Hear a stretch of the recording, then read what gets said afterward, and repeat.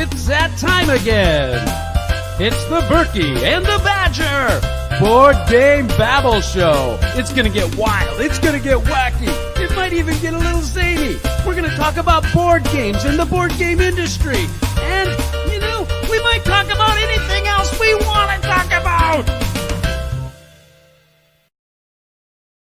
It's live. It's the Berkey and Badger Board Game Babble Show, episode 75. Hello, Babblites, and welcome to Berkey and Badger and the wonderful kingdom of Babblot with your honorable King Berkey. And I am the host of this elegant podcast, which is streamed live from YouTube via Shipyard into Facebook even, all the way from Babblot, where everyone is a board game enthusiast. And of course, right from your humble, very humble king to the lowest haberdasher. I don't know what a haberdasher is, but that's what is low. And speaking of the low, here is my co-host and jester, Sir Badger the Brave. Well, good evening. Very good evening to you all. You should know what a haberdasher is. Haberdasher, I know. I am nothing if I am not a haberdasher. Yes, you always seem to wear something which is from a haberdashery. Haberdashery, yes. So that's a hat? Yes. See, that's called, in my daughters with their costume company, is called Maddie's Millinery and Costumers, and millinery means hat making. So they were called milliners.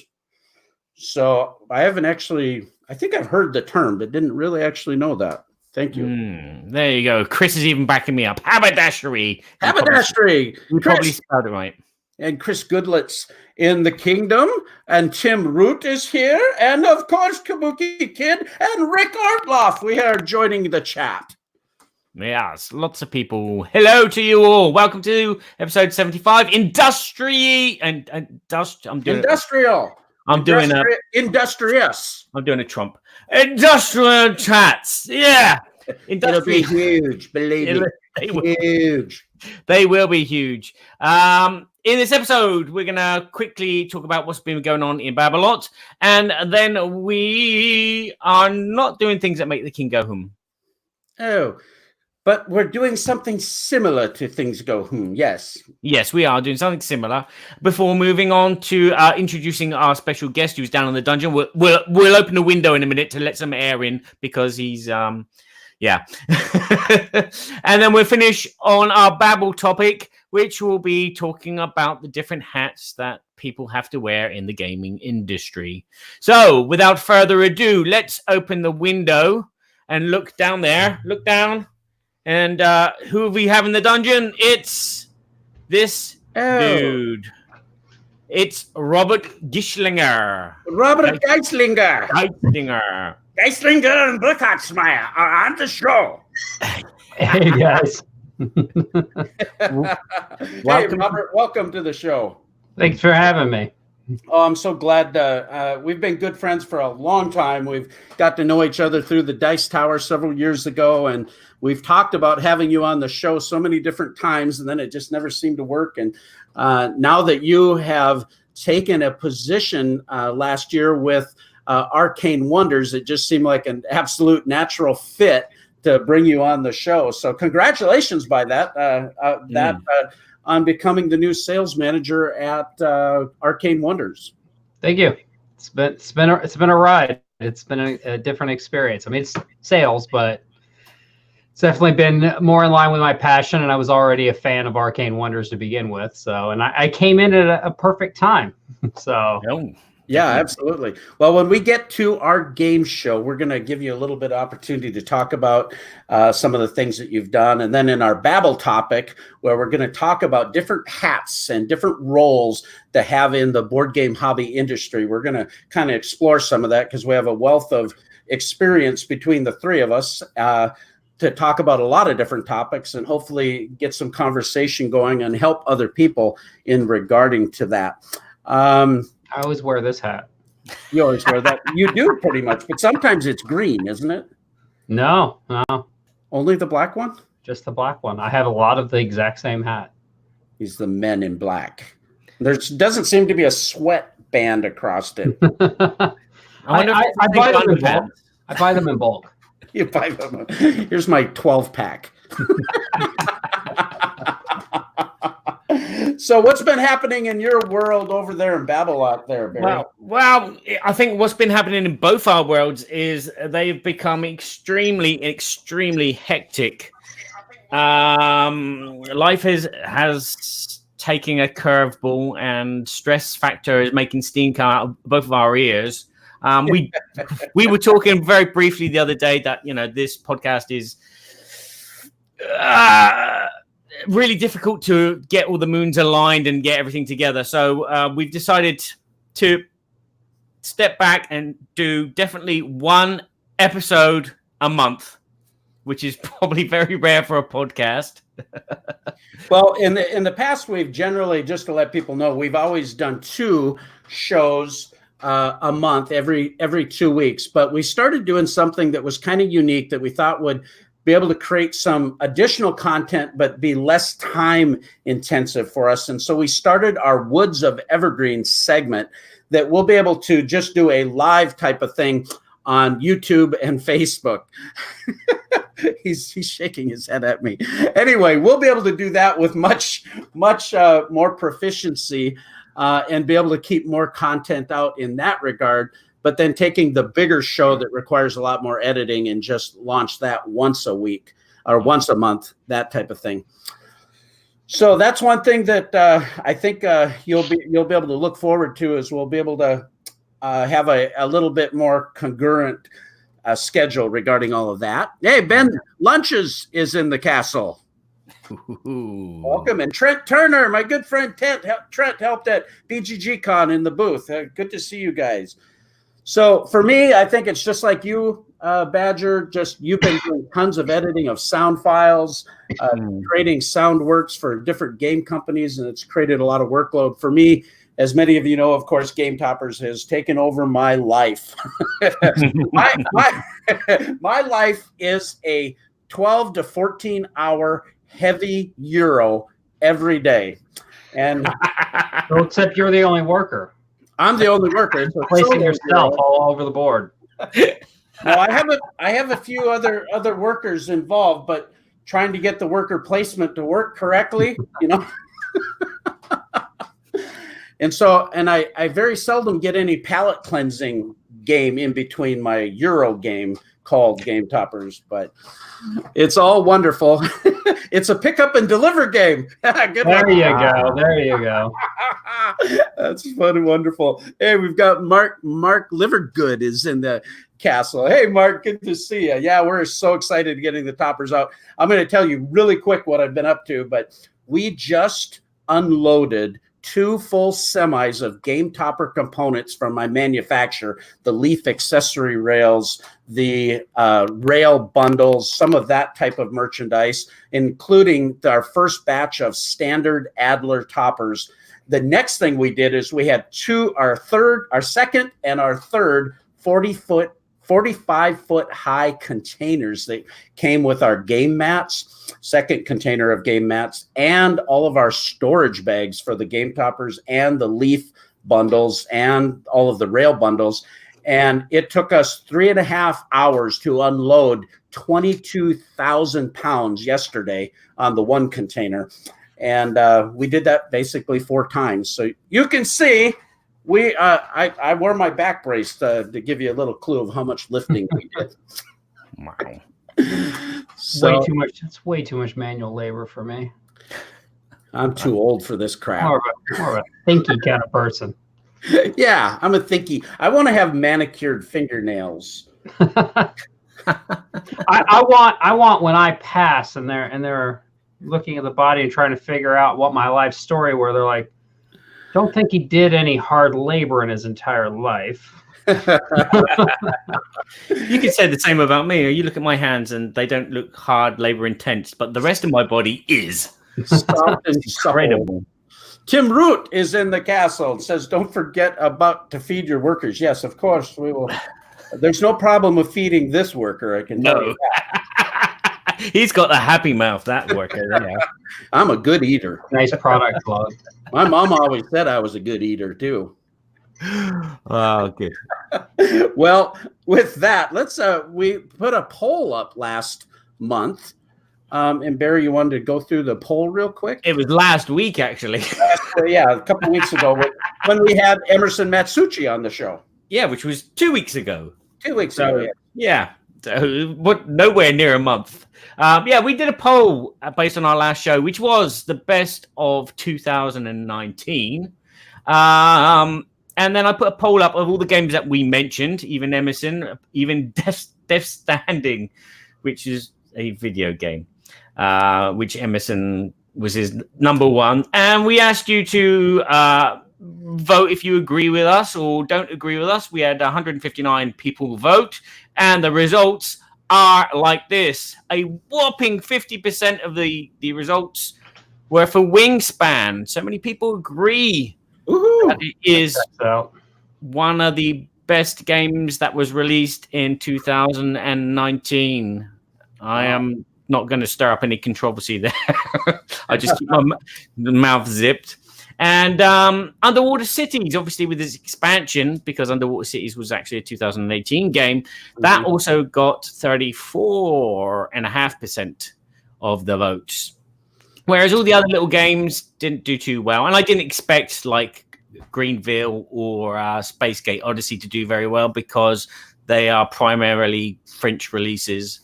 But hopefully next year, you'll probably hear about them on the Dice Tower plug again. Yeah, and the thing about that list too, it's we put out a caveat there that, hey, we just haven't played all the new games. There's probably other games that are deserving, of course, to be in that list. And then Emerson, he admitted that he was being jerky, trying to wreck our show, pulls out some video game into his top 5 crappy list. I mean, good grief. Who does that? I mean, I can throw a kink into that list. Go on then. It's a little embarrassing for me. I've only played one game on that list. Oh no! Yeah? Wow. Which one? Can players guess? Last year, I did not play a lot of new games, so I've only played one game on that list. Well, the obvious one would probably be say Wingspan, but I feel Not that Wingspan. I presume you'd really played Museum. Nope. No. Okay. Ooh. Wow. Think about my penchant for really dry games. Dry. Are you a Euro player mostly? Dry. So which of those games is dry? None of those games are dry. I mean, No. Hadara. No, it's Pipeline. yeah, I was going to just say it's a heavier Euro pipeline. I was thinking Lisboa, but that's the year before. Okay. Yeah. Okay. Wunderbar. Wunderbar. So no point salad for you. I've heard great things about Point Salad, just haven't gotten to it. I'm running about a year behind. Yeah, I think it's a fun one. Well, that's the poll, and so we're going to move on into our news segment, things that make you go, This is an abbreviated version, because what we're going to do on this show, being we have Robert Geistlinger here from Arcane Wonders, we're going to talk about the hit Kickstarter that they have going right now with the Foundations of Rome Kickstarter. Before we get into that, I did want to just make one little quick comment about things that make us go home. My good friend, A.Z. Drummond, who is working with Mythic Games. Recently, Mythic did kind of a restructuring and different things like that. And A.Z. was part of the team that kind of was restructured and let go. I love this guy. And so I was interested to see where he was going to land and all of that. And he just announced today that he has landed with Lucky Duck Games. Nice. Which is really exciting. I can't be more happy for AZ and for Vince and the team at Lucky Duck. Lucky Duck is just great company, great people, great games. And now I think they're only going to get better. That's good news. Yeah, I thought that was pretty cool. Yeah. So with that, Robert, of course, you now are the sales manager of is that your official title with Arcane Wonders now? I am the director of sales and marketing. Director of Sales and Marketing, a little bit better than Sales Manager. Well, I was going to say, look, I even have a fancy business card that says it, but apparently I have none up here. Wait, yes, I do. I have a whole bunch of them. Look, see? Fancy business card. If it won't even focus, will it? See? Fancy. Yeah. Wow. I broke tradition and didn't put a Mage Wars character on my card. Okay, you did not. Went with a new game, Dragon Scales. All right. Why not? And then next year it'd be different again. Probably. It'd be a Roman building. No. Well, wonderful. It depends on whether I've changed my title to Caesar at that point. Caesar, King of the World. Well, tell us a little bit about what's happening with the Kickstarter. Last time we had Emerson Matsuchi, the designer of the game, on, and he really talked a little bit about the game. Love for you to talk about it as well. I know, for your information, I received the prototype that you sent me, and this last weekend we got to play this game with 3 different groups of people, and it was fantastic. I mean, no BS. You've been a sponsor of the show. Full disclosure, we have always loved Arcane Wonders, but I mean, when we put this game out, every time we played it, everybody went, "Oh, I want to play it again." And just looking at the buildings and wanting to immerse yourself in the theme of it because of the component quality was like, it was amazing. Tell us a little bit more about the Kickstarter. Barry's showing some of the pictures here. Yeah, I see that. I actually hadn't seen these pictures yet. So now I'm just like stuck looking at pictures. Yeah, I mean, the Kickstarter's been going fantastic. We couldn't be more excited about the overwhelming support. But it all starts with Emerson just brought us such a beautiful game to start with. I'm sure he gave you the whole history of the game wasn't originally Rome and all that. So no, we didn't hear about that. So I'm surprised. Originally, if I remember right, the game that Emerson originally brought, it was Space. So this is way better. We have space games. We don't have enough Rome games. And obviously, this is the next game in our Dice Tower Essentials line, which is obviously near and dear to my heart. But this being the first time that Arcane Wonders has went to Kickstarter, and due to the size of this thing is Kickstarter exclusive. But what really drew me to this game was the fact that it's such an easy game to learn. Mm-hmm. And once you get about halfway into round 2, your brain just sort of clicks in this way that you're like, okay, so if I do this and this, and then you start looking at the deeds coming out, and you start getting into almost hate drafting sometimes, which is how I play the game. Like, oh, did you need that space? It happens to be 9, so I can be like, I'm sorry, D9. I'm like, I'm sorry, D9. There's so many jokes. A lot of battleship jokes as well. And also, it's great. There's one corner in a 3-player game that is H8. So you really get to be like, I'm really hate drafting this one from you. But no, what really was fantastic about this is it was so easy to learn, but it was so epic. And one thing I've always said is, a lot of these family weight games that you can play with your family that fall into that, what we want the Dice Tower Essentials line to be, typically tend to be smaller games or not so much table presence. And so they don't wow you with sitting on the table. And the problem is a lot of the games that wow you sitting on the table and they sprawl out, those games tend to be too involved for your family weights. So you get that in between there. And so what this game is, it shows that you can have a family weight game that is epic. And can be played in a reasonable timeline too, right? Right. So before I had gotten involved in it, I was actually skeptical. I was like, so what's the playtime on this?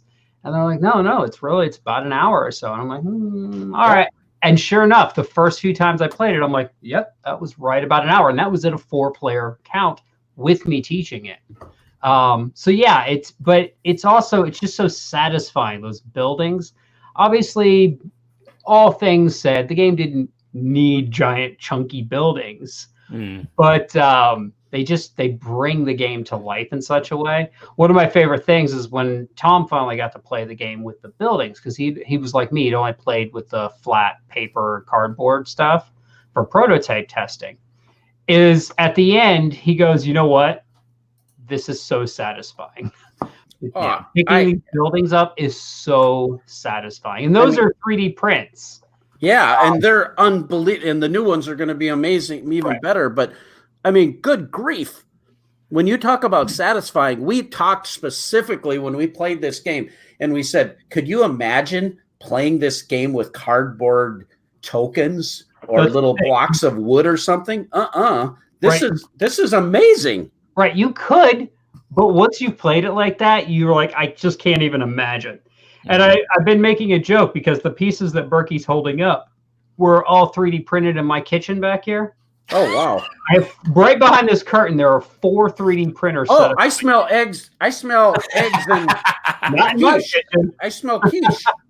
But I've been making a joke because I had 4 3D printers going for like 3 months back there, which after a while you just hear 3D printers, like it's all you hear. But I've been joking as the prototypes have gone on, I'm like, those were all fresh baked in my kitchen. And then I just sit there deadpan. Yeah, so those are the fountains. And what's really cool is you've got, so that's one of the civic buildings in the game. Any of the dark ones are the civic buildings. Yes, Chris, those will have proper molds and everything. They won't be 3D prints in the final version.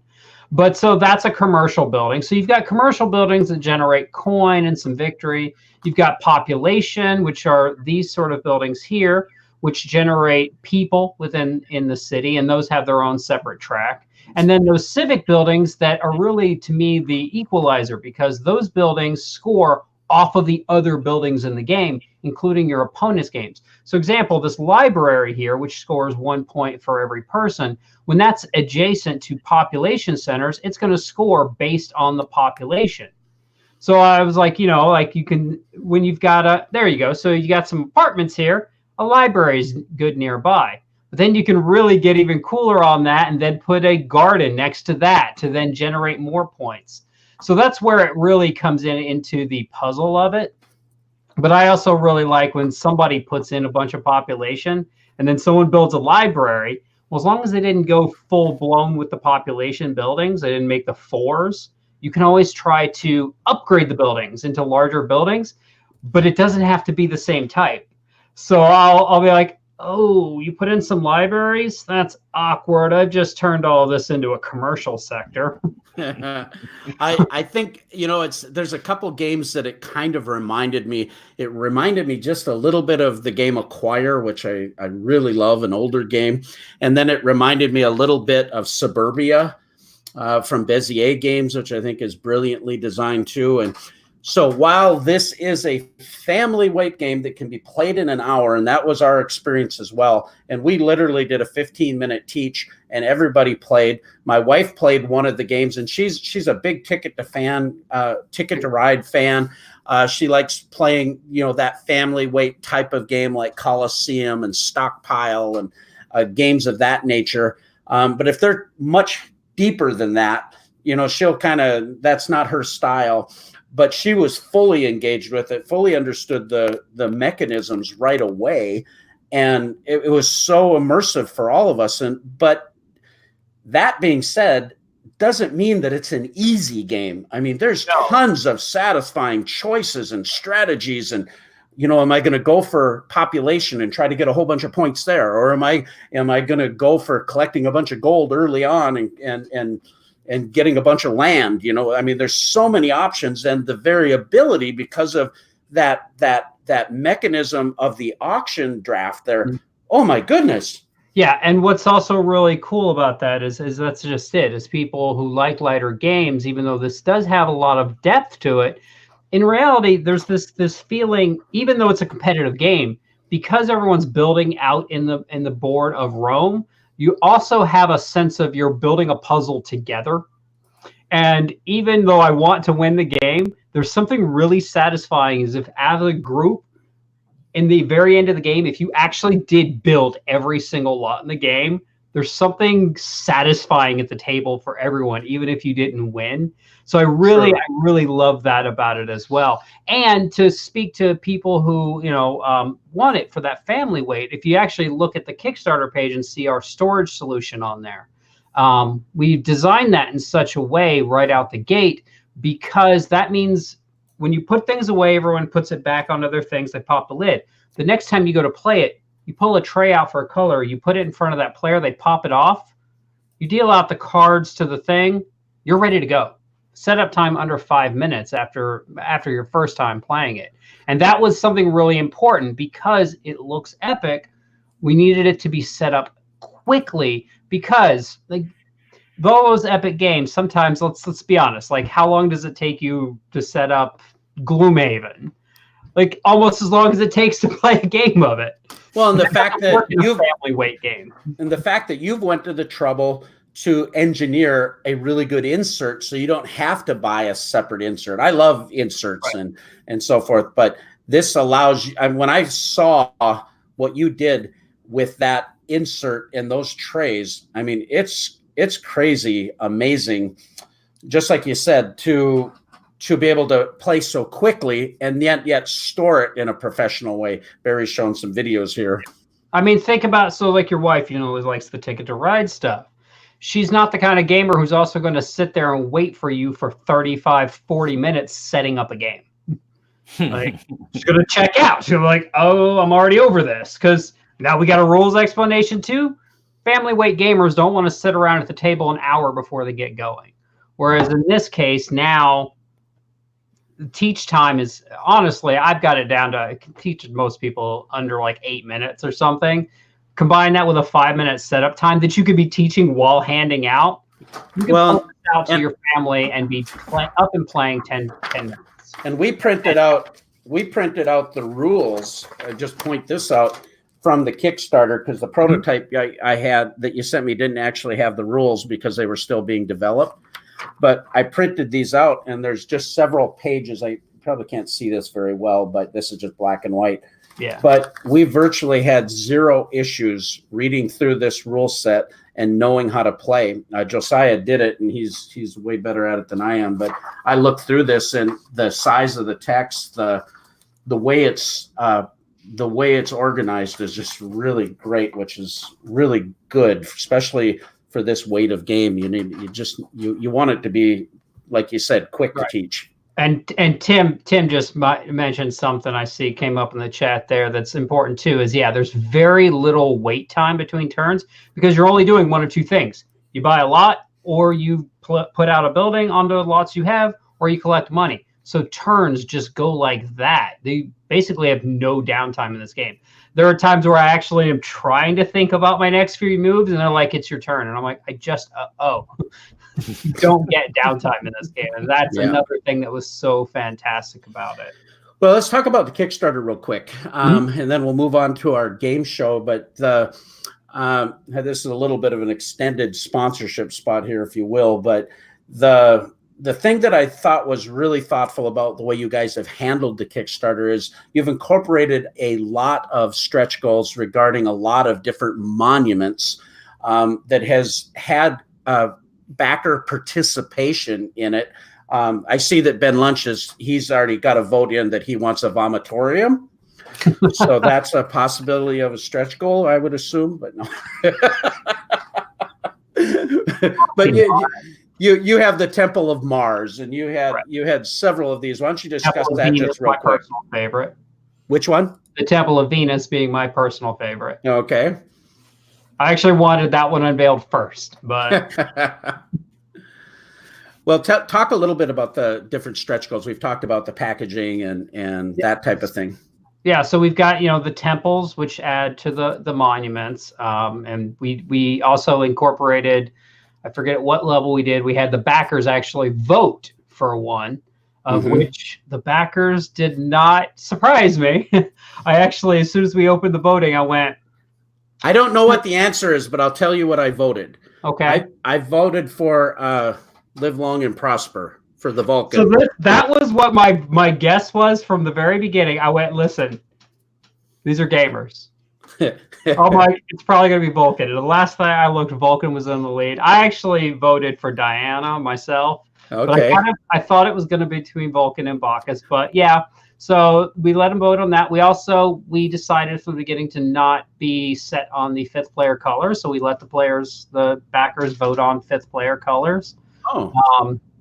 So it was important to us to have the backers involved because we took all this time engineering this perfect core game, but we wanted backers to feel involved in that. And That's awesome. That also led us to the Gardens of Ceres, or I'm probably not saying it correctly, because they wanted a lot of backers were asking for a solo module, and that seems to be a thing in Kickstarter. And the game, as it was designed, just solo wasn't really there. It wasn't something that we could just easily throw in. So we actually we got in touch with David Turksey, which most people know have done a lot of different solo modules. He's also done his designs. Actually, my Dice Tower hat, I'm going to be reviewing one of his designs here soon for something else. But and he actually started working directly with Emerson. So we knew backers really wanted a solo module, so we contracted him out. Fortunately, it did have additional costs, so we couldn't just give it away but it's so nice because unlike a lot of times with Kickstarters, a rule set, a Kickstarter, the solo modules that people introduce are normally just some extra rules. I find that really disappointing because I can't tell you how many games I look around where the backers asked for a solo, and I'm really disappointed with what got forced into the box. Whereas this is an actual separate module. There's a deck of cards, there's tokens. It's a real solo experience versus just some rules we came up with to make the game vaguely solo playable. So that was really exciting, and the backers, it was something they wanted. So yeah, we've made sure and kept the backers completely involved. Well, I know there's some discussion about these here were stickers. They were stickers. And now you've done some amazing innovation, it appears, on that particular item. Yeah, so that's the current work for it. I believe this is really more my partner Walter's side of things, but I believe we're now doing the chips that pop into it, so you're not having to do the stickers. Plus, it makes it removable. I without going further, I believe there might be another solution if things go well, but I can't speak to that. Yeah, there's something about a future stretch goal that can possibly do that. That might make that sticker replacement even better, but we'll see. We still got a week to go. That's pretty exciting now, I guess. But yeah, so we knew from the beginning backers were going to not like stickers. I mean, we've all followed enough TMG. That's Orleone insert. We know how backers feel about stickers. Stickers personally don't bother me, but I knew going into it. But I also knew that with this being such a large Kickstarter, that we didn't have a solution that was going to be workable from day one financially. So my initial thing was, listen, from the day one, if we have to go with stickers, let's give the backers at least two full sets of stickers. I think in the end, we were probably going to put 5 sets into boxes. So if you mess the stickers up, whatever, you got extras. I'm like, that'll give us something. But we continually, I believe every day, myself, Walter, Steven, John, every day it was, what are we going to do about this sticker problem? What are we going to do about what? Have we got on the phone with the manufacturer? Have we? What are the different options? I think at one point we started talking about the possibility of having it done like pips on a die, where they actually had molded it in, do the wipe, the paint.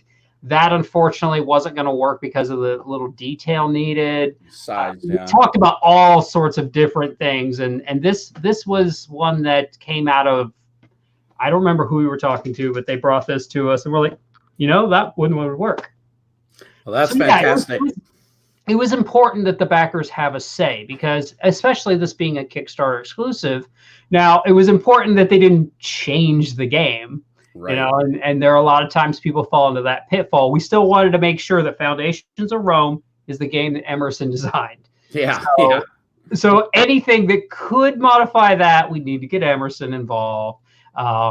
So that was important, but it was important that backers have, and now I think the we're also putting the backers' names on the inner box. Mm-hmm. That was that one came out of my brain, oddly enough. I was sitting here and I was thinking about, man, what would be really cool? Like, as we started picking up steam, and I looked this way, and I saw my copy of Cthulhu Wars, and I remembered back when I was nobody, and I got my Kickstarter copy of Cthulhu Wars, how excited I was that my name was on that inner box, and for the record, is like 3 spots down from Richard Lanius's name, and at that point made me really happy. Now I'm like, whatever. But I was like, man, we've got all that wasted space inside that box that because of everything, I'm like, well, it's just going to be black. I'm like, how much would it be for us to just put the backer's name? And so that came out of that. And so, yeah, it was just important that the backers feel like they are part of the process here. We can engage some of them for the translations. So we're going to be doing French, Italian, German, Spanish rulebook translations. I believe I actually started talking to a guy yesterday who might do it in Dutch too. Wow. So. Oh, that's fantastic. I think you've done a really good job in communication. Also, there's been really quick responses, which is very important to me when I'm talking with my backers. Now, I know that I do have to give it up to our art director, Stephen Gibson, because myself and Walter were away for a little bit, and Stephen stepped up, and he was phenomenal keeping up with the backer comments in our absence. I saw that while you were out cruising in the Bahamas and the Caribbean with the Dice Tower hobnobbing. Playing games of Foundations of Rome with folks nonstop. Oh, it was a working vacation. Then, right. You're saying. Well, lastly, just before we move on, I understand that we are going to be having a big announcement today of a new add-on to Foundations of Rome. And I must say, I am so pleased to be helping Arcane Wonders with this. Barry, do you want to put up that picture and do you want to talk about that just a little bit, Robert? Whoa. So this is the first time I'm seeing this picture. No, I'm just kidding. So yes. So those who are in this watching this live now are going to hear it before the announcement goes on the Kickstarter. So our good friends at Game Toppers, I don't know who handles that happening. It's me. Pick me. Have done this Rome Game Topper mat for us that we are going to be offering as an add-on for our Kickstarter. I believe that's going up today as a special announcement add-on that you're going to be able to get at a reduced price versus what it would be later through Game Topper. So this is a special thank you, a gift for our backers if they want to get a large Rome mat to play Foundations of Rome on. So I'm really looking forward to this. Actually, I'm looking forward to getting one of those on my table. Absolutely. Throw that back up there real quick, Barry. I'll add a little bit to that conversation. We have contracted at Game Toppers with the artist Yaroslav Radecki. He did our Viking theme mat, which was our #1 selling mat. He also did the Scythe-inspired resource mat that we had permission from Jamie Stegmeyer to do, and our fantasy mat. Yaroslav's artwork, in my opinion, is just every time I give the guy something to do, I have been so impressed.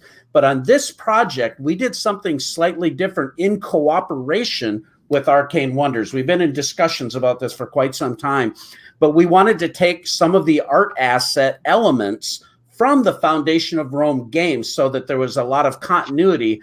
So like, for instance, when you play Reavers of Midgard on the Viking theme map, it's done by the same artist, which creates this awesome immersive environment all the way through.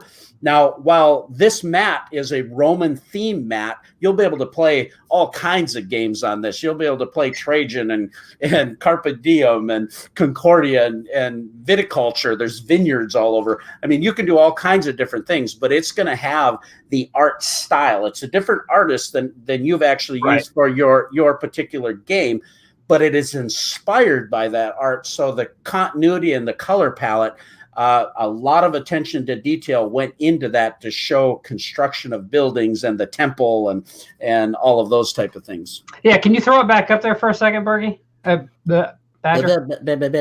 I especially really like that the statue over there is being built. I really like that. And that was gorgeous. That was part of the art style that Stephen and Walter and I had been working on, and also the city development, and then the Navy down below, and then having other aspects with the Parthenon and the Colosseum and the aqueduct, things of that nature that would also put it in this environment. So it's almost like you're looking down one of the coasts of Italy in this mat. And again, these mats are 3 millimeter premium game topper mats. These aren't 1.5 millimeter mats. These are fully stitched edge, all of the quality that you've come to expect with game toppers. And it's going to be made in a 3 foot by 5 foot size for Arcane Wonders.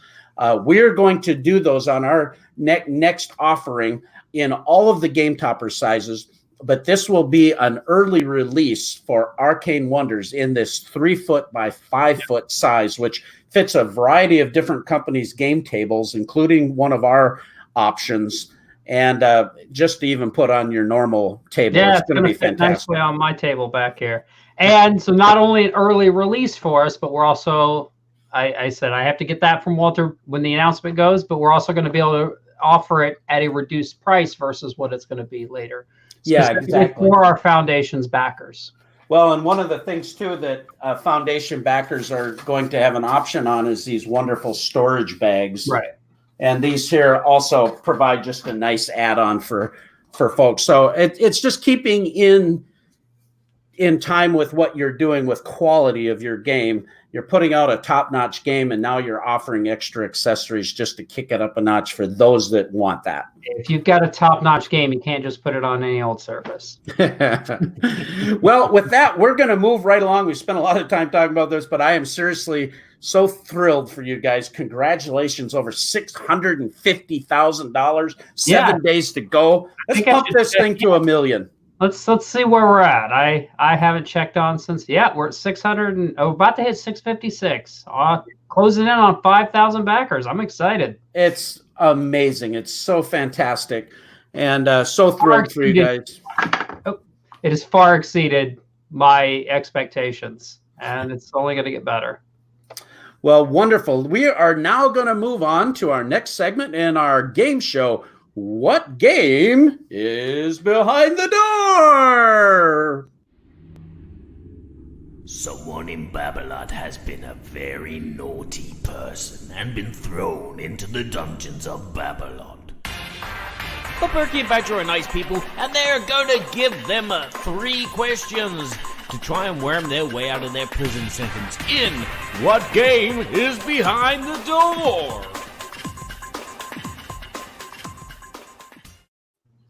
Boom. Go ahead and explain the show there, Sir Badger. Okay, what we have is question number 1 is for Robert, and we're going to try and find out what was the last game that he purchased. And we're going to do this in a kind of like a 20-question style, where we will both ask a question each. Robert will be able to respond with either a yes or no answer before showing us a component. And we're going to do this 5 times and hopefully try and guess the game that he just bought. All right. Simple as that. Simple as that. Simple as that.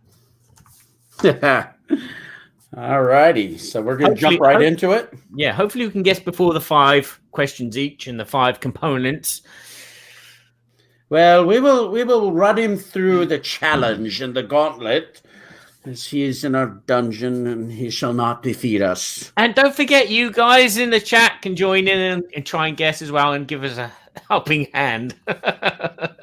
Yes, please. I would say, is it a Ticket to Ride size box? No. Okay, that's always my first question. Okay. Is it a Euro style game? No. Okay. No.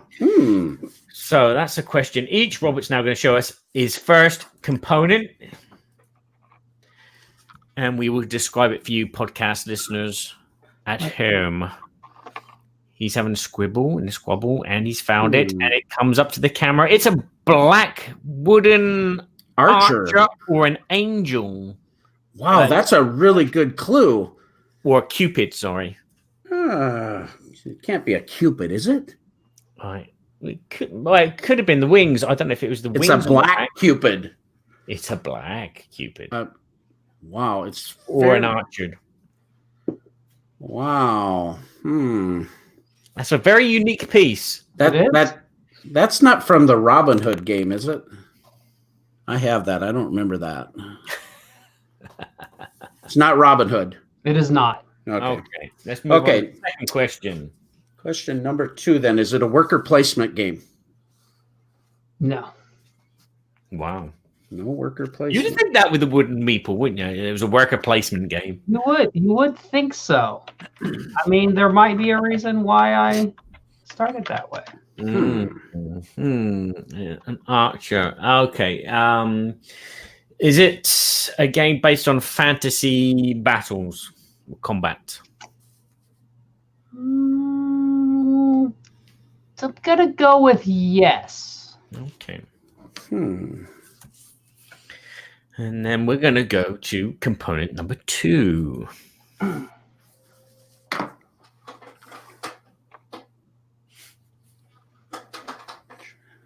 Okay, let's look. Could you put that just a little closer? Try to make it a little better for you. Okay, it looks like a cardboard oval chit that has a picture of an arrow on it. So it's a small oval with blue background with a arrow. Wow. This wouldn't happen to be the new Portal Stronghold game, would it? No. Okay. You have a guess, Barry? I haven't got a clue. Don't think I do either. All right, third question. So we must have to collect resources, but he's with arrows, but he's saying it's not a Euro. It's not a worker placement. So is this a cooperative game? Yes and no. So it's a semi-co-op. Yes and no. Okay. So that could be one interpretation. Yeah, it could be one interpretation. So I haven't seen it. I've been wanting to take a look at it, but it isn't the Clank Inquisition, the new Legacy Clank game. Nope.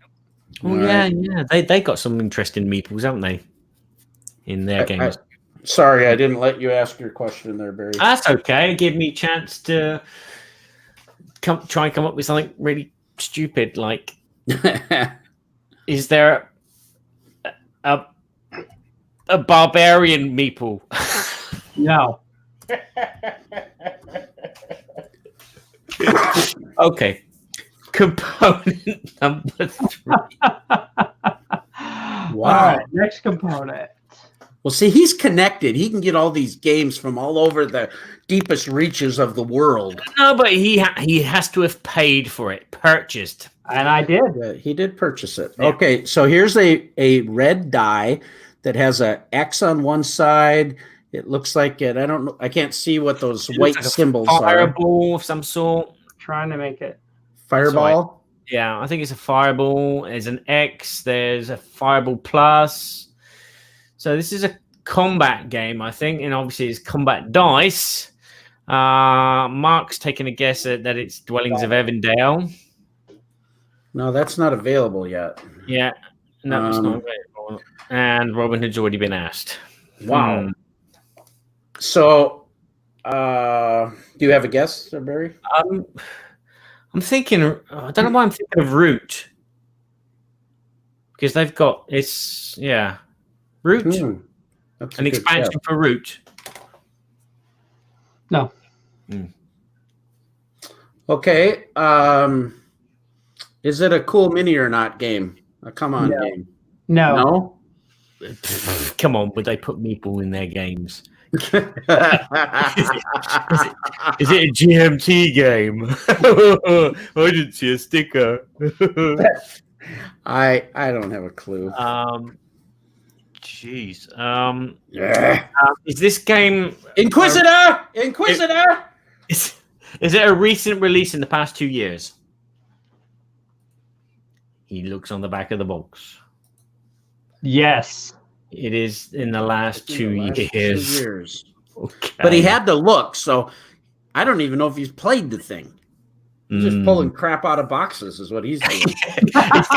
Random components from random games just littered around his room.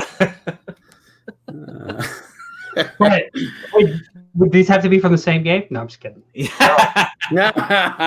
Okay, number 5. Four. Number 4. Jeez, time does work different in your end of Babblot, doesn't it? Yeah, it does, yes. Last month is a week ago. 3 years together is actually 5 years together. Okay, this looks like a round poker chip. Oh, it's cardboard. It's cardboard. Okay, so it's not a poker chip. So it's not a blue shield. Good. So that could be a Viking game. Could be a Viking game. A Viking game.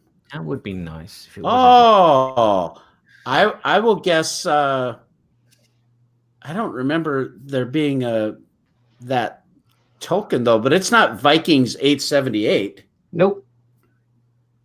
Okay. I am going to pass because I'm now cheating on Board Game Geek. Okay, number 5. Thanks a lot, buddy. Okay, number 5. Do I want to give you? We got to ask question number 5 yet. We got to ask question 5. Good grief! It's a semi-co-op, so it's kind of a co-op. I didn't say that. He didn't say that. He just said yes and no. I'm trying to think of a good question which would narrow it down just a smidgen. It would be nice. Is it a dungeon crawl? No. Is it an area control? No. Okay. Okay. Component 5. Last component. Last component. It's our last chance. Oh, where's he gone? We got problems. Okay, some beautiful art. It looks like it's a blue card. Try to focus it for you. Yeah, I'm getting some glare. It looks like it's a female character that has lightning bolts coming out of her hands down by her side. Reflective daggers with an angel symbol in the corner. Yeah, can you explain the card a little better, Robert? It is a card from Dixie. A lady in armor with 2 swords and a symbol of some sort in the corner. 2 swords. Oh, beautiful art. The sword could make The lady in the armor looks like she could be a child. Mm-hmm. She looks to be in a cave. In a cave. I'll show you the back, just so you have the back. So helpful. That is helpful. But I don't know what it is. Okay. I guess I don't have a clue. Badger? I'm going to say it's Detective City of Angels. Well, it's not. Yeah. All right. You stumped us on question number 1. Make the big reveal. You want the big reveal? Yeah, the big reveal. I will give you this. It is designed by a very famous designer and his daughter. And his daughter. Oh, okay. So this is Engelstein's? Nope. Okay. Who else? Father-daughter designer. Matt Leacock. I believe she is quite young too. I believe that she is maybe 8 years old. I think. I don't know. She's young. Wow, that's cool. This is a famous designer who has done quite a few big games. Okay, who'd that be? Matt Lee. You ready? Yep. No. I can't see it. Dragon Keepers. Dragon Keepers by Katerina Lacerda and Vital Lacerda. Oh, wow. Okay. Dragon Keepers. Came out in 2019. And who's that published by? It plays both cooperatively in a cooperative mode and a competitive mode. Well, where's it being published? It was published by Nightworks. Okay, so what made you pick this up?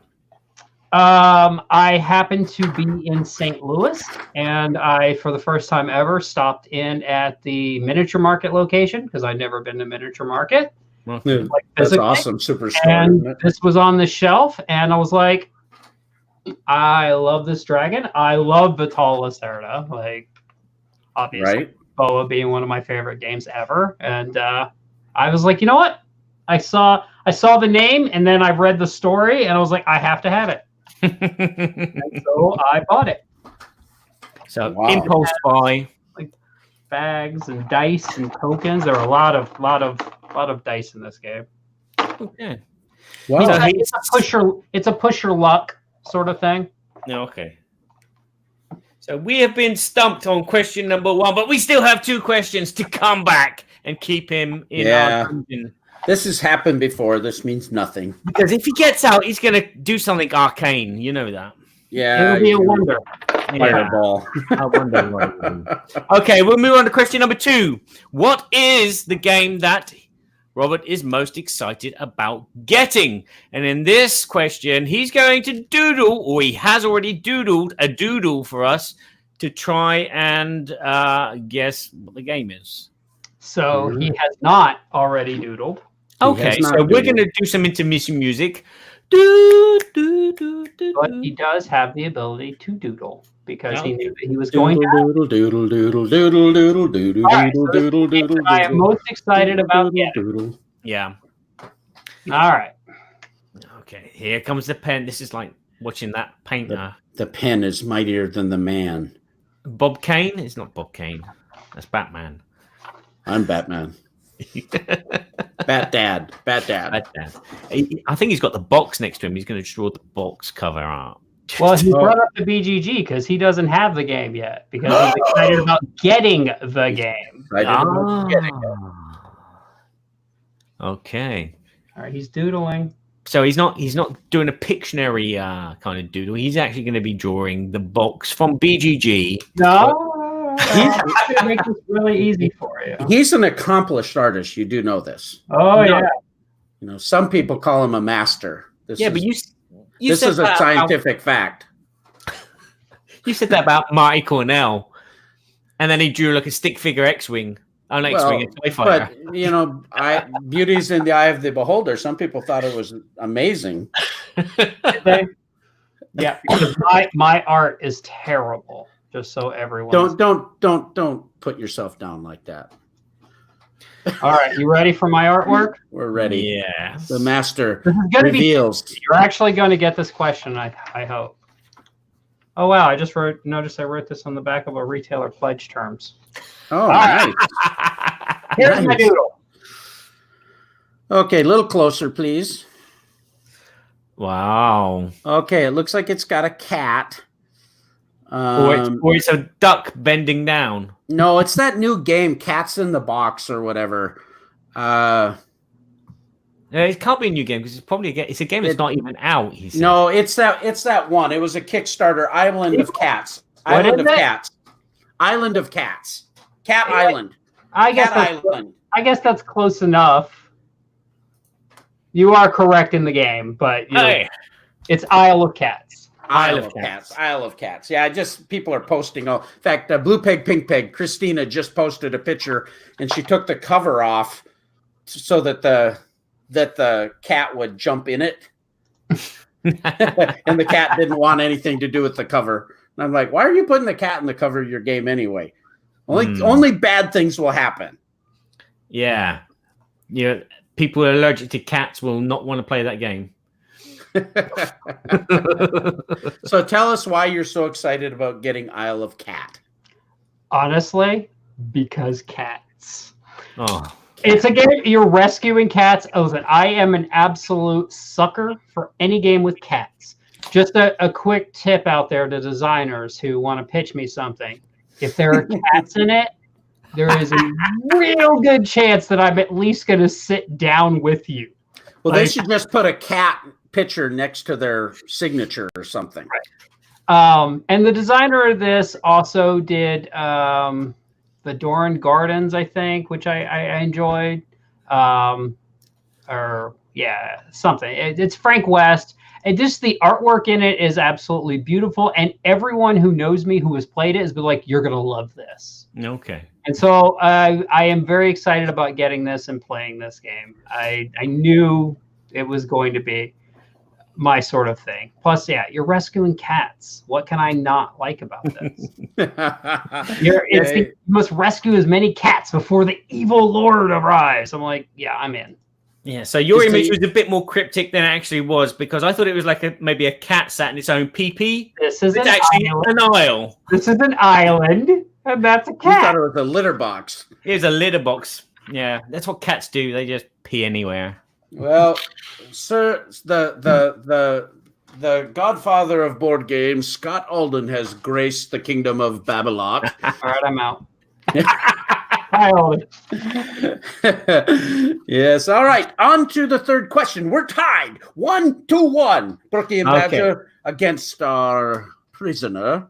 Okay. The last question is, what is Robert's current favorite game? The one that he's playing the most, dreaming about, and actually has a copy of the rulebook sat next to him on his bedside when he goes to sleep.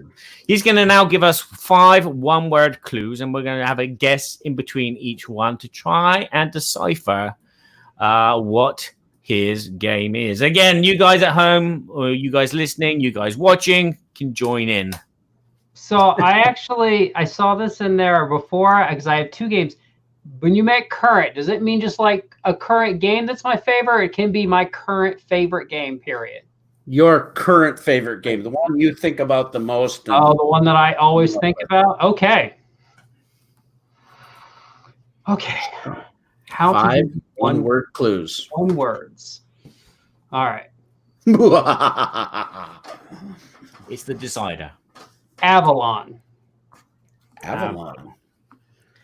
Okay. Avalon. It's not allowed to include the title of the game itself. I know. I'm aware. Avalon. Okay, Resistance. I will say Merlin. No. Okay. Okay. I'm gonna say Resistance. No. Okay.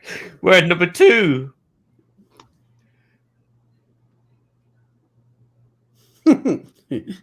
Clearly not planned. No. Did not plan at all. Ancient. Ancient. Medieval. Okay, he's a big fan of heavy Euros there, Badger. Mm-hmm. He's going for Tainted Grail. I don't know what that one is. But that's kind of new, so it's probably not the one he's thinking about all the time, right? He hasn't played any games. He's played 1 game from 2019, he said. So yeah, duh. Yeah, I'm gonna pass. I'll pass. I'll pass on the dead air. Yeah, number 3. Ancient Avalon. Okay, I think I got it. King Arthur. Do you? Yeah, actually, I'm going to say Knights of the Round Table. No.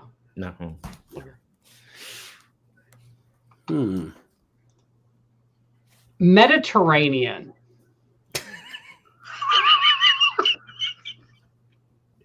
I did that one on purpose. Mediterranean. But your first one was Avalon. Avalon. Well, maybe it's the pitcher. I'll say Concordia. I will pass again. Avalon. I mean, I think Avalon. I'm gonna give you this one as a. I'm trying to think. I'm gonna say tech tree as one word. Tech tree. Ah, okay. So I'm gonna say civilization. It is. Well, technically, advanced civilization. Civilization with the advanced civilization, but yes, it is civilization. Okay. The original Avalon Hill version. So Ben Lunches said Avalon Hill games, maybe. Well, we have taken down our prisoner. With a little help from our friends. Why is this game your current favorite? This is my current and probably forever favorite game. It is the game. It has never been unseated. There have been so many games that have inched up next to it, and then I always go, I love it. This is no Advanced Civilization. Advanced Civilization to me is a perfect game. It is this tech tree that you're building, but it's an all-day affair. You get 8 people together. You've got this giant map. You're spreading out. The combat's there, but it's not the focus of the game. Unless you get nuked, like I did. My son nuked me. But you can't do that in the old Civilization. This is in the ancient world.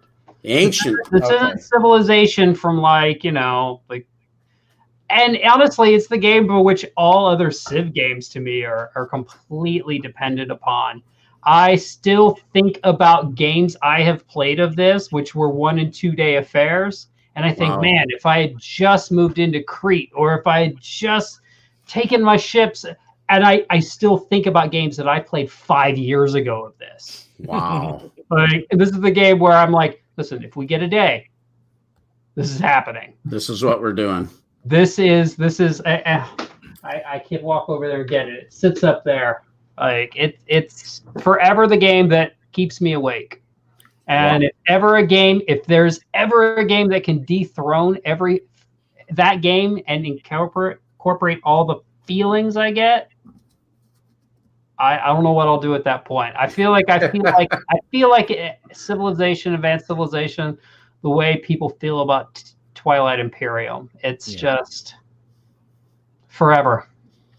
That's fantastic. Isn't that what's great about this hobby, that we have these experiences, these memories, and these things that we can go back on and want to continue to engage in it, right? Yeah. That's fantastic. Well, we're going to move on to our next segment now. So that we can keep this show moving, but we're going to go into our Babble topic. But before we do, we have a very special announcement. Barry, could you run the Game Topper sponsorship click? This video was made possible with the help of Game Toppers. Upgrade your gaming experience with a Game Topper. Kickstarter now. Shameless plug, and I am not shamed by talking about Game Toppers ever.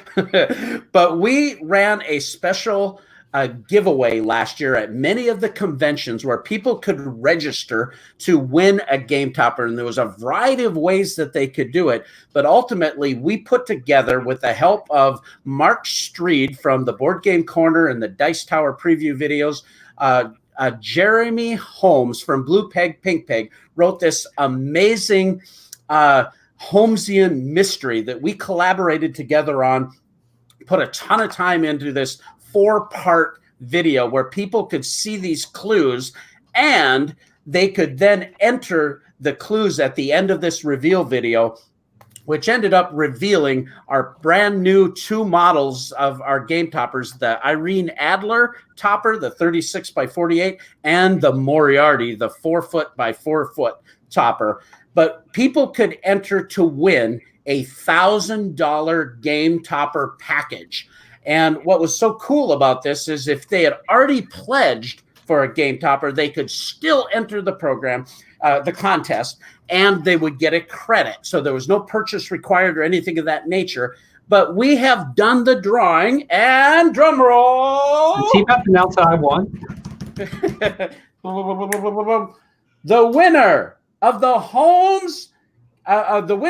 the Game Topper giveaway is Adam Wilson. Woo! Adam Wilson from Hudson Way, Wisconsin. He's a neighbor actually from Minnesota, from Wisconsin. And he got all of the clues right: the work table, the blueprints, the rope, the letter, the wax. He saw Game Toppers at CMON Games, Come On Games, and look at this, Arcane Wonders. So they had opportunity to put in where they saw Game Topper and where they heard about it on podcasts. So congratulations to Adam Wilson of $1,000 certificate towards a Game Topper system. I'll be in touch with you via email and phone to announce that so we can get that all set up for you. I did double check to see if he had actually pledged for a Game Topper, and he was not a current Game Topper backer. So this is a all new backer in that sense. So congratulations to Adam Wilson. And with that, let's move on to our Babble topic. And now it's time for the Babble, babble, babble, babble, babble, babble, babble, babble, babble, babble, Berkey and Badger's board game Babble. Hey. Well, we are going to be babbling today about industry hats. And the thought behind that was the different roles that come into play. And we probably are not going to be all inclusive of everything because there's so many different roles that can be had in this industry. But we wanted to talk about a few different roles that could happen in the game hobby. And about maybe the question would be, do you want to get into the hobby, and how do you go about it, and what role would you see yourself having? And we're hopefully in this discussion, we might be able to give some helpful hints regarding those job classifications, if you will, or those roles. And so with that, we're bringing on industry professional Robert Geistlinger, who has had many roles in the hobby, notwithstanding he has been a logistics manager for Quartermaster Logistics. He is a sales and marketing lead for Arcane Wonders. He is a content creator for the Dice Tower Network in his own channel. What other roles have you played in the industry, Robert? I mean, I've done a little bit of development work. I've also done some design work. Nothing published, but development. I've done some stuff on that. I've led playtesting groups. Gamer. I've also helped run conventions. That's a big deal too. We're thinking about that, running a convention. There are definitely a lot of different hats that I've had to run over the years. So my partner Barry Babblot, of course, has also an extensive background in the hobby. For many years, he's been creating podcasts with Berkey, of course. He's with the Berkey and Badger Show, but he's also had his own YouTube channel called Board Games Everybody Should, has been a Dice Tower contributor, making amazing video type of podcasts as well as audio. But then he has developed into quite the musician in creating soundtracks and sound files for many companies' games like the Seventh Continent and Claustrophobia, right? Is that what's happening there? Yeah, there you go. And so he working with Sirenscape and doing many things of that nature. Barry, what other roles would you say that you played in the hobby? Playtester. Good point. Yeah. I've played a chocolate Swiss roll as well. You probably don't get them in America, but it's like chocolate sponge and it's rolled over. It's a little Debbie. It's a Swiss cake roll. Oh, that's what. Okay, that's their. We have them. They're prepackaged. Yeah.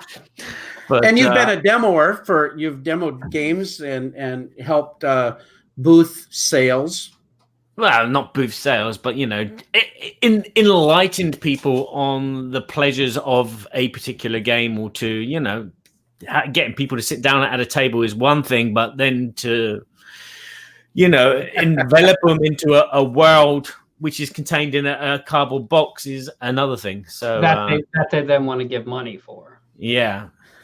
That's the important part. No, that's not the important part. The important part is the fun and the exploration. I mean, I don't go to Essen just to blow money. I go to Essen to experience sales. Yeah, I think I'm not a salesman. Berkey will tell you that. I'm not a salesman. Yeah, I would say that you like to present information. We got people in the chat that's making me chuckle because they're talking about role models, and then Kabuki Kid just says yodels. Yeah, it's I wouldn't say that you are looking at the greatest group of content creators or anything of that nature, things that we contribute to the hobby, but we have had sexiest. We are definitely the sexiest. Oh, very sexy. Yes, the king is very sexy. Robert brings a great level of expertise. Barry, you used to do, in some of your earlier videos, you used to do some costume stuff, right? Prop stuff, props and stuff, Because early on in my content creation, I used to do those skits before my reviews. I still have a closet full of costumes. I quickly abandoned that when I figured A, how ridiculous I looked, and B, how much work it was. I was like, no, I'm just going to straight review. I'm good. Yeah, it's a lot of work, but at the end of the day, it's interesting for people to watch instead of just sat there like what we're doing right now. That's fair. Well, I think what when I first got into what I call the greater board game designer hobby, actually, you're the king Mr. Costume. Yeah, Mr. Costume. That's why I was moving too. Yeah, it's like, we started up with board game theater, and my daughter's making costumes, and us getting into character, playing games in thematic flair, if you will. Our first episode. What? Your stuff was actually an inspiration. Oh, no. Your board game theater early stuff, and then does anybody, I don't know if he still does it. Does anybody remember the voice of E? Oh, yeah. Yes. Yeah. His stuff. Those were the two that were inspirations for me to do those like costume work in the beginning. Wow. It was Berkey and the voice of E. The voice of E was amazing. Yeah, he had some amazing videos. Weirdly, I found out years later that my mom was friends with him. And I never knew. Like, I never knew that at all. And she one day was like commenting on the stuff I do, and she goes, "Oh, this kind of reminds me of my friend who also does board games, and my little sister and his daughter play together and go to school together." And I was like, "Who?" And she said the name. And I'm like, "That sounds familiar." She goes, "I think I do. He's become the voice of E or something." I'm like, "What? I never knew you were friends with him. Like, how is that a thing?"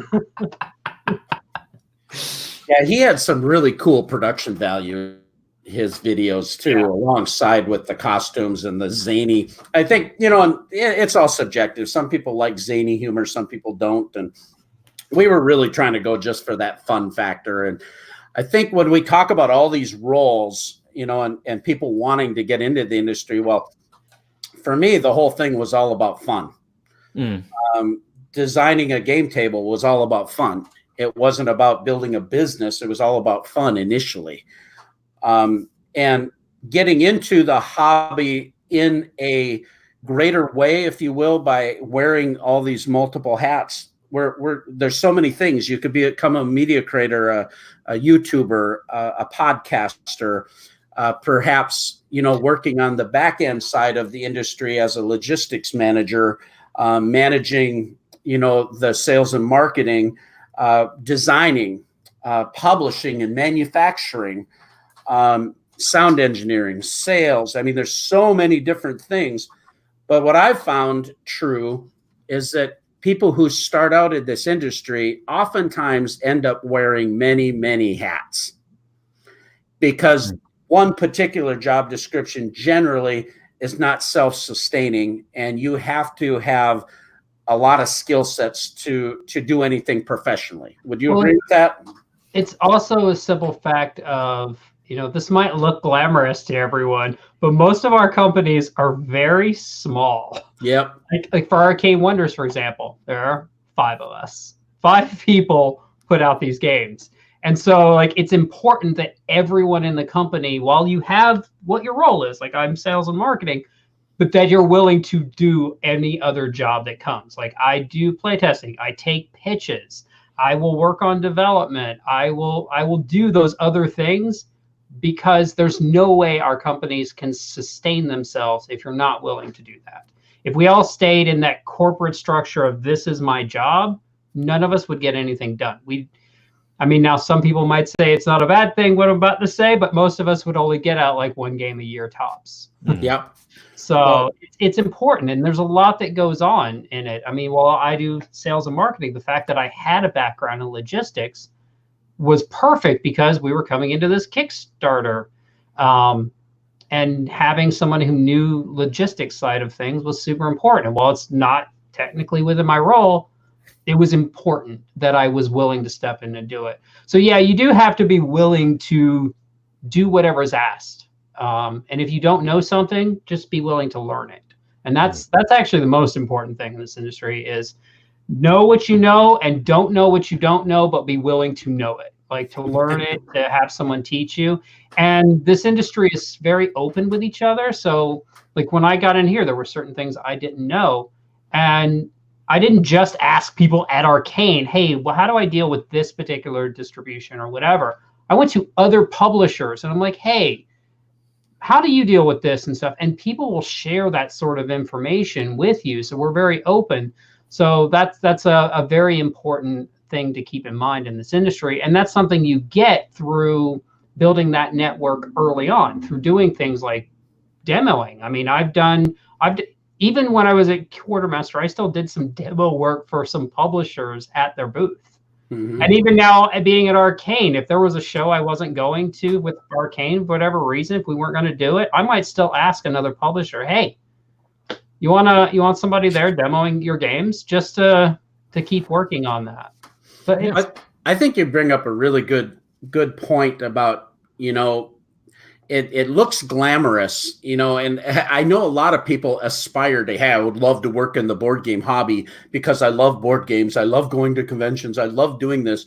But once you make that switch, my hobby, which used to be one of my favorite passions, it still is, but my time dedication now my hobby has turned into much more responsibility. Right. And I don't have the freedom to do the things that I might have thought I was going to do being in the hobby. Like we've talked about, it becomes an all-encompassing thing, primarily because we are small companies, generally speaking, doing multifaceted jobs that require a lot of attention and a lot of multitasking skills. Right. Well, there's a reason why when we showed that list at the beginning, that I haven't played most of those games from last year. Whereas in the past, prior to being in this hobby, I would have played every one of them or more. But you have to balance that time, and that was one thing I was honestly a little worried about when I first took the leap from my background was actually in the software side of the finance industry, software side of the finance sector of the auto industry. He's making that up. Yeah. That was my background. And I was obviously still doing Dice Tower, and that took a little bit of time, but it wasn't my sole job. And I had to make that decision when I switched, when I gave up my really nice career financially. I had to go, well, I know that I'm going to be giving up a certain degree of the, for lack of a better term, the fun aspects. I don't get to play as many games as I used to solely just to play them for fun's sake. Mm-hmm. And that's great for me because I love bringing new games into existence. So I'm totally good with it. But it is something you need to think about. And I tell people that a lot when they ask about, what can I do to get an industry? I'm like, well, first you need to think about what your actual goals are. If this is just you love playing games, this might not be the answer, because you might lose something that makes this what you love. And that goes for anything, anytime you take a hobby and turn it into a job.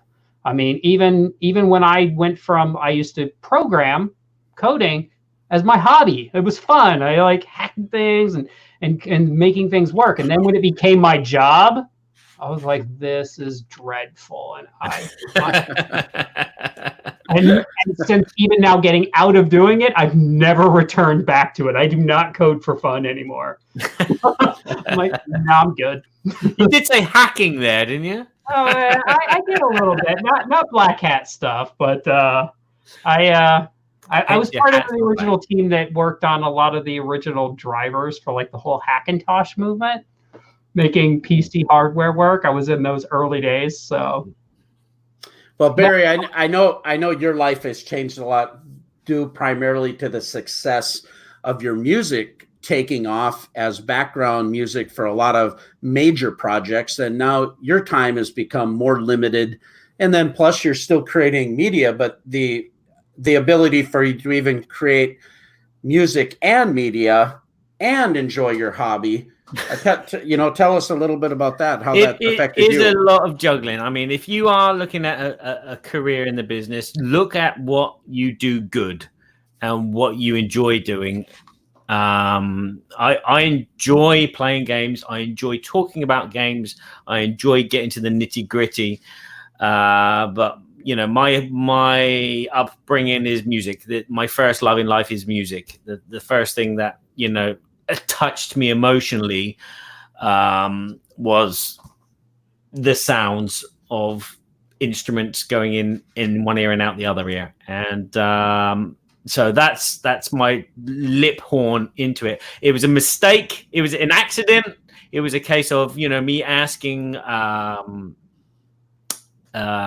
Bruno at Serious Pulp about the soundtrack that they were going to produce for their Kickstarter, The Seventh Continent, and it kind of fell in my lap when he told me that the composer has dropped out. Do I know anyone?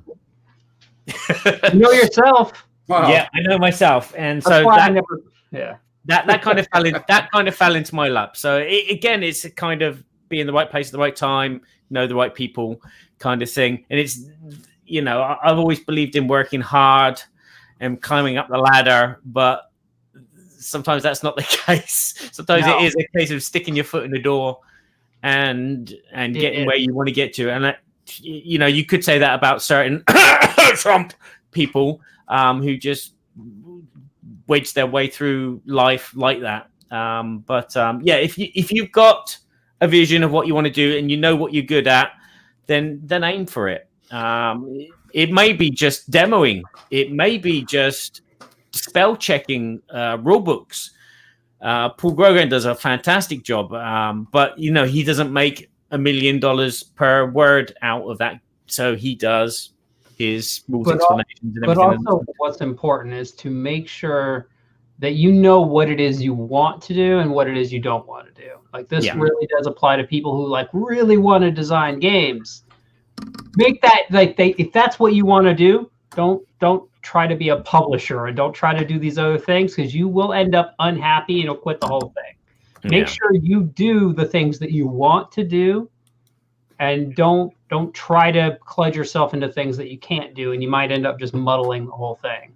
I mean, there are people who wear all the hats, but that's not for everyone. Sometimes it's what you love.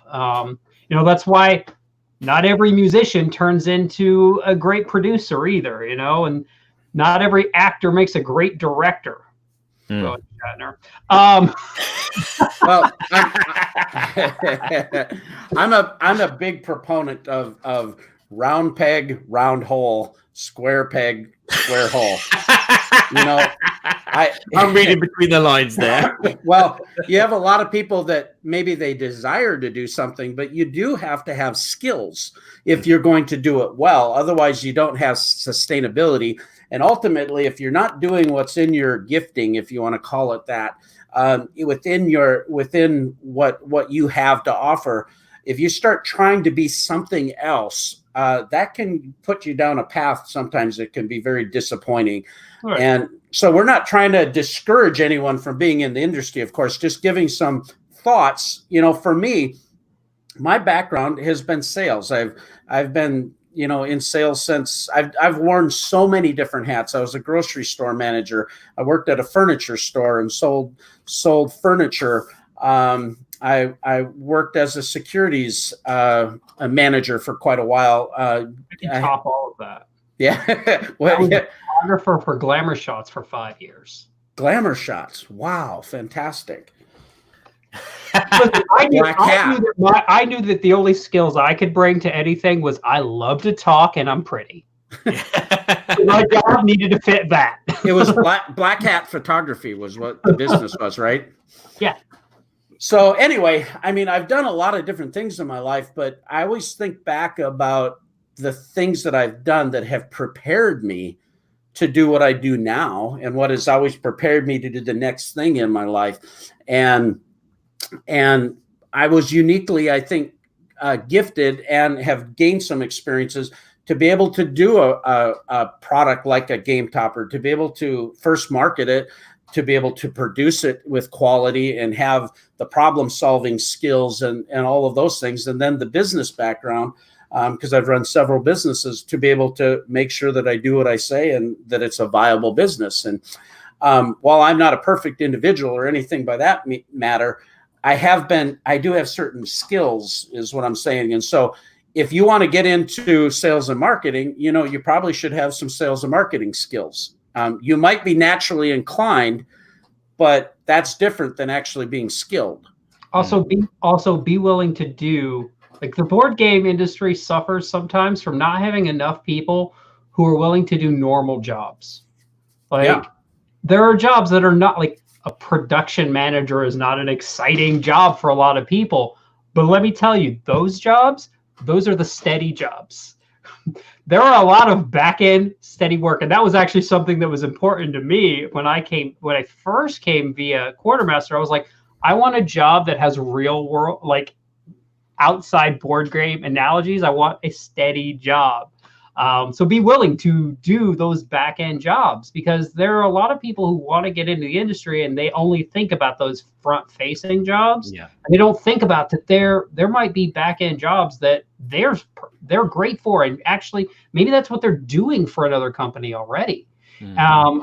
I know when I left Quartermaster, they had such a hard time finding someone to replace me in that sales job, because it's not that glamorous job for a lot of people. I'm like, that's a steady, good job, and it's a good way. That job, actually, I told a lot of people, you should take that job. If you've got the skill set, that job is going to interface you with every publisher in this industry on a regular basis. That is a great job. So there are a lot of those jobs that sit unfilled sometimes because of that reason. So if somebody's wanting to get into the industry, we got all these different roles.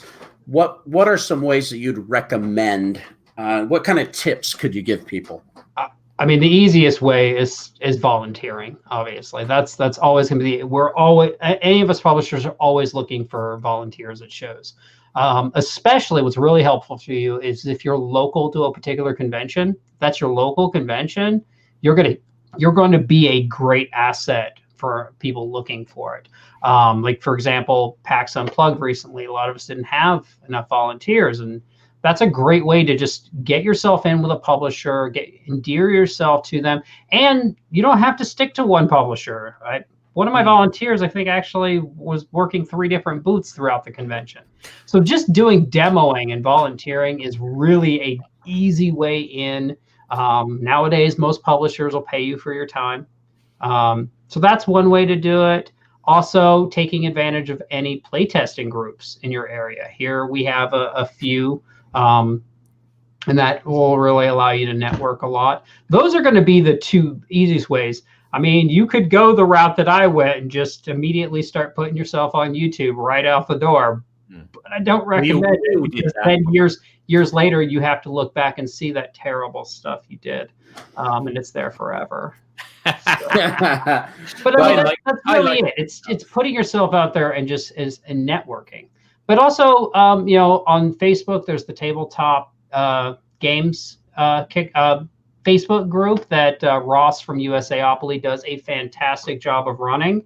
Keep an eye on that and look for jobs that match your current skill sets too. Mm-hmm. A lot of times there are those like I said, boring jobs, but you're inside. Once you're inside, because at that point, a lot of the companies do like to try to keep. There's no good being an accountant and you want to be a lion tamer when you've got no clue about lion taming.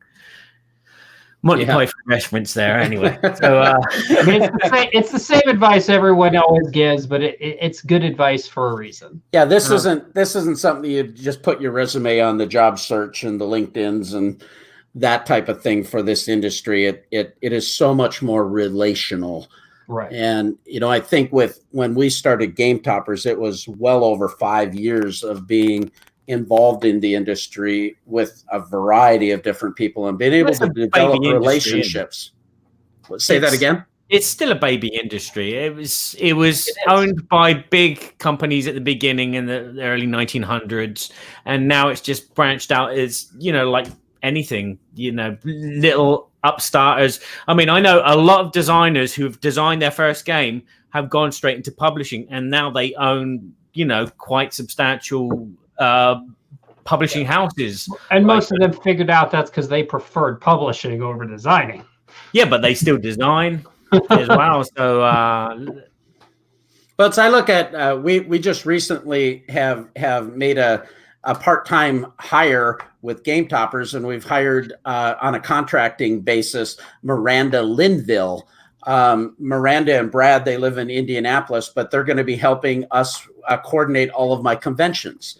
So for me, I get really bogged down in booking hotel rooms and all the logistics of trying to put the convention in the booth and filling out all the paperwork. And I'm doing so many things that, what can I hand off without losing any quality? Well, you want to find that right person. Well, gosh, I see Miranda helping Yellow Games, and she's just the bubbliest, sweet gal that you ever meet. I mean, she is an ambassador to this industry, but she's a type A personality that gets things done. She's very organized. She's very skilled at doing those efficiencies. I'm not that. I can do all those things. I have the skill set, but it's not my top efficiency. It's always the thing I get put. It's always the thing I do at the last because I'm doing so many things. And so that's here's someone that's been in the hobby for many years, putting herself forward. And I recognized her quality and said, "That's the person."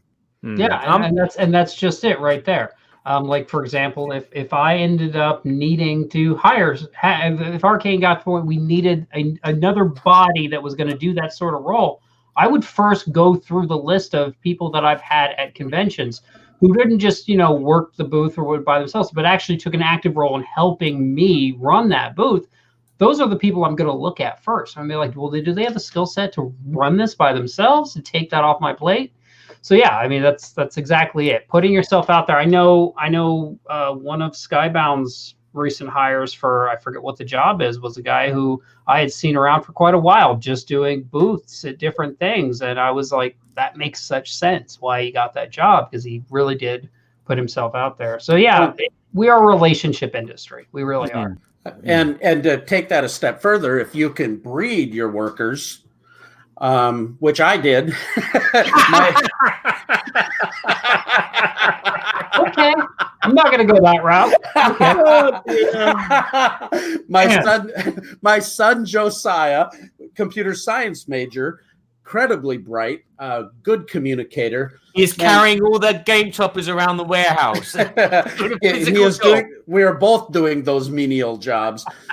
But when it came to managing the backer kit logistical side of things and shipping logistics, these are complicated situations that require a skill set that, I managed on the first Kickstarter, but I'm thrilled that he's managing now, and he's doing brilliantly. So finding the right people for the right job is really something an industry company is going to be looking for, because we want that round peg. Josiah will do shows, and he does a great job at shows, but that's not his greatest desire. He loves managing and make sure everything is put in its place perfectly. He loves that. So find your skill set, which probably should connect somewhere with your desire, your inner gifting, the thing that you want to do. and find that role and try not to copy somebody else and be somebody else. That's my recommendation. To be influenced. Yeah. Definitely. Rob said something a second ago about, the people. I can't remember what you said, Rob, now. It's gone. But I remember what I was going to say. But about this board gaming, it's about social interaction and everything.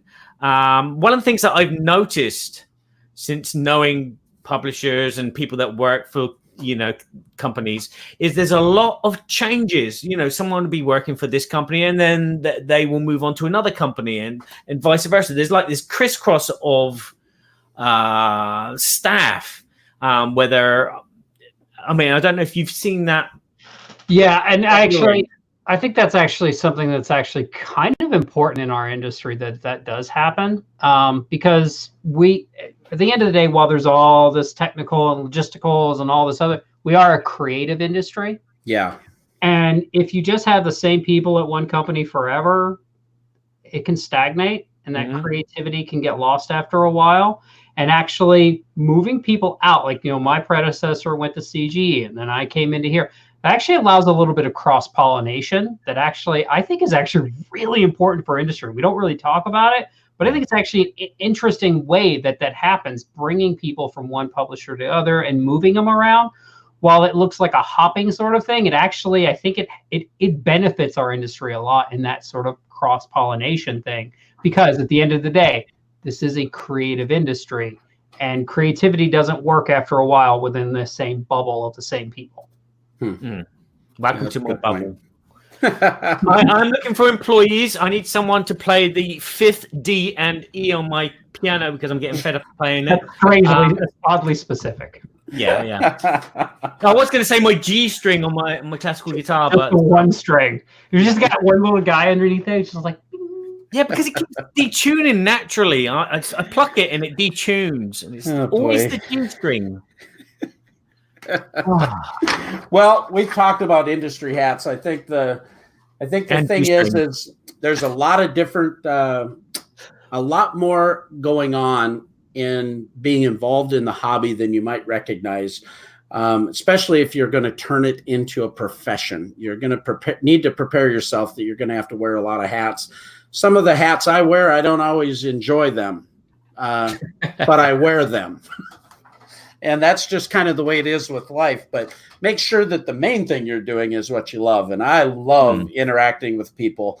I love going to these shows and showing them these products. I love interacting with my backers, and they get their mat and they're so happy, and they get the topper and they thank me. Like, I never thought I could get an affordable table. And those are the things that fuel me. And that's the majority, of that's the main thing that fuels me. And I will be developing my company in a way that I can continue to do those things even in greater fashion. The things that I don't really want to do that maybe I can do, I'm going to start working and developing a team so that they can do those things more proficient than myself. And I want to bring wonderful games to people's tables that they are going to love, and also be able to play with their families. Because again, the Dice Tower Central line is so near and dear to my heart for that reason. Yeah, and if you just like playing games, just play and games. Just play games. Yeah, just play games. Yeah. Yeah, exactly. Gamers are a huge, important part of this industry, and without them, we wouldn't be here. Exactly. They're the most important part. Absolutely. They have the most important job of all of us. Well, we're going to close down the show, but Robert, we just want to thank you so much for joining us on the show. Thank you to Arcane Wonders for sponsoring the Berkey and Badger board game Babble. Arcane Wonders has been so kind to us over the years, and it's been an honest sponsorship that I just absolutely have loved. The commitment to the quality of games that they offer. You can check them out at arcanewonders.com. But right now on Kickstarter, the hit game Foundations of Rome. The city-building board game Foundations of Rome puts you in the role of an architect, competing to own land and build magnificent structures. Build doomises, fountains, foundries, and more to increase your renown, gain glory for yourself and the Empire. With 96 wonderfully detailed miniatures in the base game, Foundations of Rome is a testament to the glory of Rome that you can bring to the table. Boom. Boom. Well done, Barry. Well done. So with that, how can people get a hold of you, Robert? I mean, I'm not Bobby. So arcanewonders.com or Dice Tower. You can probably figure out how to reach me there. But primarily, Robert G at arcanewonders.com. You can reach me anytime. I will help with anything. Fantastic. Why don't you send Arcane us all Wonders out related. there? You can check out the Berkey and Badger Board Game Babble podcast on Libsyn, iTunes, and Stitcher Radio. You can also check us out at the BGG Guild, Board Game Geek. It's a fantastic place to find everything board games.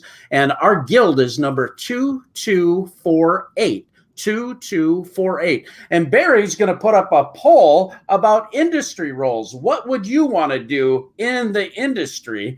And we'll come back and talk about that on our next show next month. And Barry, with that, why don't you special thanks to any other ways to get a hold of us, and you can send us on out. Yes. Join us on boardgametheatre.com or boardgameseverybodyshould.com for everything else.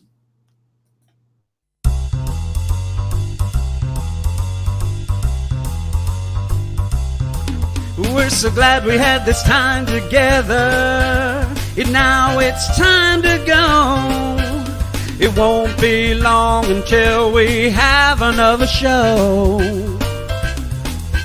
So keep us in mind, get online. Berkey and Badger will be back in no time. Boom.